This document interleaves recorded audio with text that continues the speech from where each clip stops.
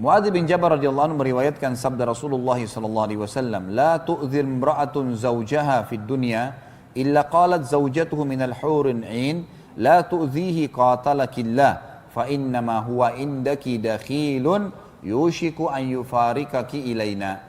Sebelum saya baca terjemahan, ibu-ibu jangan tersinggung dengan hadis ini. Ya. Jadi fahami dengan keimanan. Karena memang ini sabda Nabi SAW. Saya bilang tadi kehidupan di akhirat adalah poligami.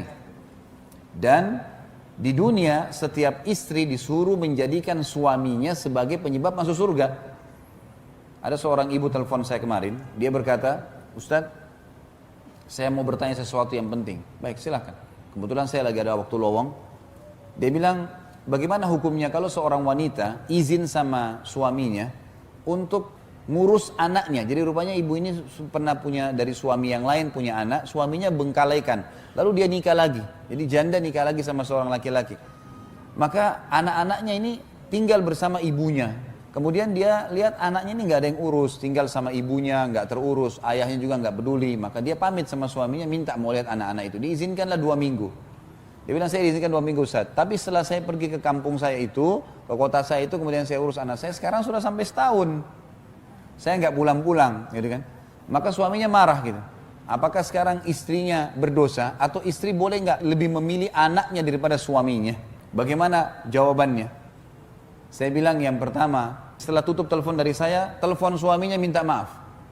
Itu dulu pertama. Telepon minta maaf. Kenapa melanggar sampai setahun? 2 minggu, nggak bisa lebih daripada itu. Jangankan anaknya ibu, orang tuanya ibu, ayahnya ibu, ibunya ibu sendiri. Kalau suami izinkan 2 minggu lalu menahan, suami bilang nggak bisa, tidak boleh secara syar'i. Ini hukum Allah, bukan hukum manusia, nggak boleh dibantah.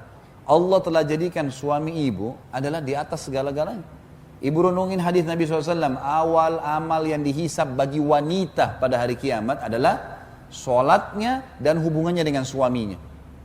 Ini luar biasa nih. Habis sholat, masalah sama suamimu bagaimana? Bukan masalah sama orang tuanya, bukan masalah sama anaknya. Artinya, sholatnya lolos, urusan suaminya lolos, yang lainnya jadi mudah. Renungi hadis itu. Yang disuruh ibu tanggung jawab adalah suami. Itu dulu. Kemudian hadis Nabi SAW, wanita manapun yang meninggal dunia lalu suaminya ridha, kecuali akan masuk ke dalam 8 pintu surga yang manapun dia inginkan. Orang, bapak ibu sekalian, bapak-bapak terutama renungin ya. Kita sebagai laki-laki, untuk mendapatkan pintu 8 di surga itu pintu 8 pintu tertinggi. Derajat tertingginya surga Firdaus namanya. Di sana 4 golongan, para nabi-nabi. Ini bapak-bapak sama saya sudah tertutup peluang ini. Nggak ada lagi peluang jadi nabi, nggak mungkin. Para syuhada itu bapak-bapak sekalian, saya sama bapak harus tinggal di medan perang, tunggu musuh bunuh kita, itu pun kalau ikhlas. Orang-orang yang siddiq, jujur, tidak pernah dusta seumur hidup. Ada sini yang tidak pernah dusta seumur hidup? Di antara sahabat yang dapat julukan siddiq berapa orang? Yang jelas-jelas Abu Bakar. Yang lain tidak ada julukannya nih. Dan orang-orang saleh ini setiap hari nangis, ibadah terus sama Allah. Duduk di masjid, baca Al-Quran, tidak ada dosanya. Ibu-ibu hanya mati suaminya ridho. Ridho itu merasa kehilangan. Merasa sedih, istrinya selama ini layani dia, itu saja. Mati, masuk dari 8 pintu surga, boleh dia pilih pintu mana. Makanya syaitan selalu menjadikan masalah sama suami nih. Ya. Apa saja dibuat masalah, apa saja marah, apa saja tersinggung, gitu kan. Hati-hati syaitan masuk ke pintu-pintu yang kadang-kadang tidak perlu marah, tidak perlu cemburu, tidak perlu iri. Tapi masuk syaitan, karena merusak. Kenapa nggak kemas baik-baik suami menjadi manusia, menjadi penyebab saya masuk surga? Bukan karena dia, tapi karena Allah. Jangan berkeluh kesah terlalu banyak. Kalau suaminya zalim, doakan. Supaya kita menghabiskan umur kita pada hal yang positif. Gitu kan? Pada hal yang baik. Itu yang kita maksudkan. Jadi saking besarnya pengaruh suami itu. Ya. Sampai nggak boleh keluar tanpa izinnya. Kalau meninggal dengan dia ridho masuk surga, melayaninya. Apa kata Nabi SAW? Wanita manapun yang menjaga 5 waktu sholatnya, nggak disebutin sholat sunnah.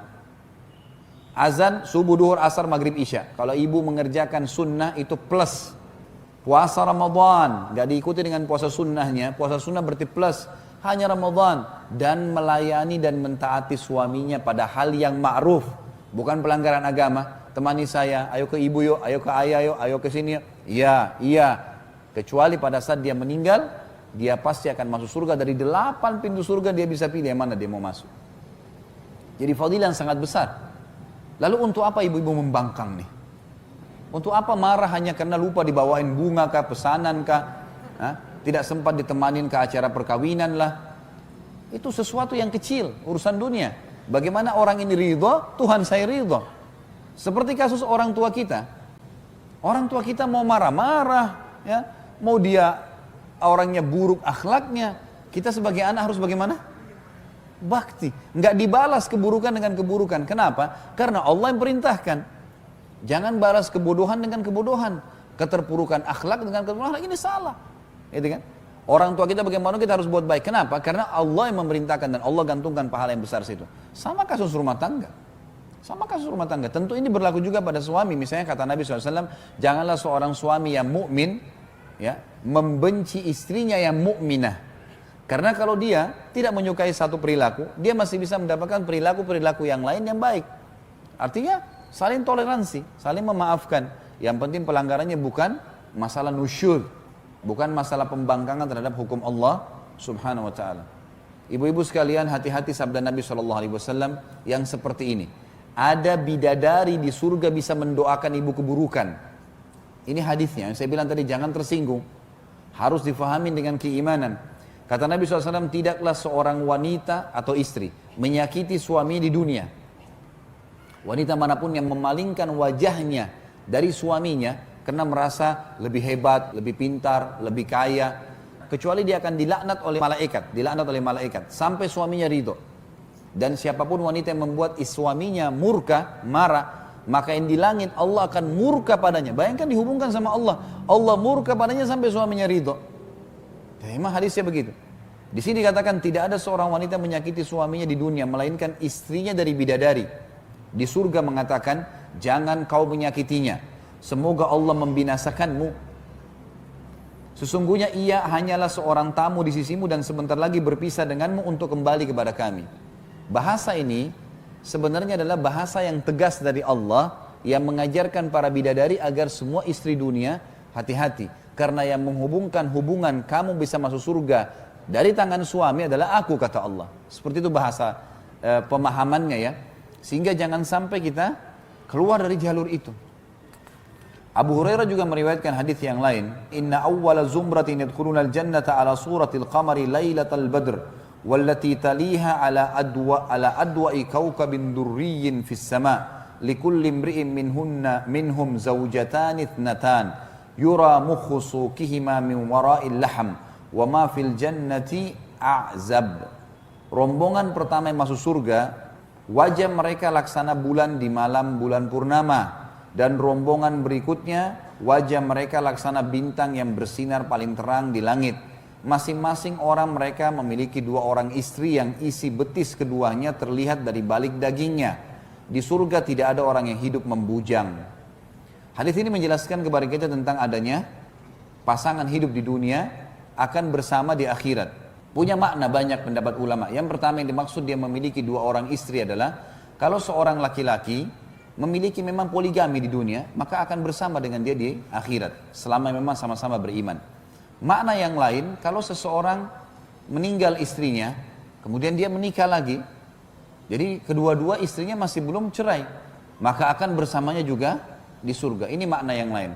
Makna yang lain juga kata ulama adalah yang dimaksud dengan memiliki 2 orang istri, kalau ada wanita dunia yang meninggal belum sempat menikah, gadis, ini semua akan menikah dengan ahli surga.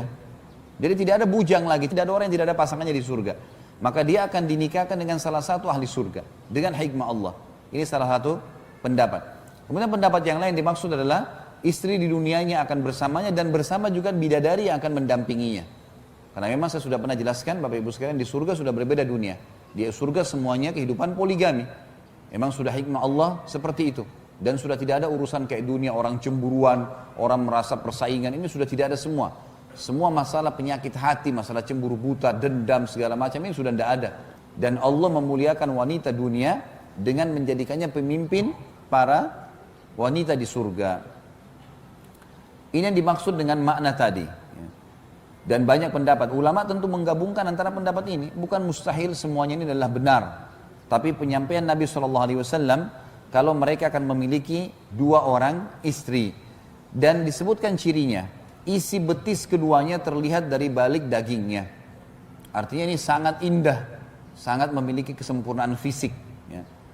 Makna sebagian ulama mengatakan ada orang kadang-kadang kalau putih sekali kulitnya, kulit putih yang sangat putih sampai membuat urat-uratnya terlihat. Bisa ini maknanya, bisa juga tidak.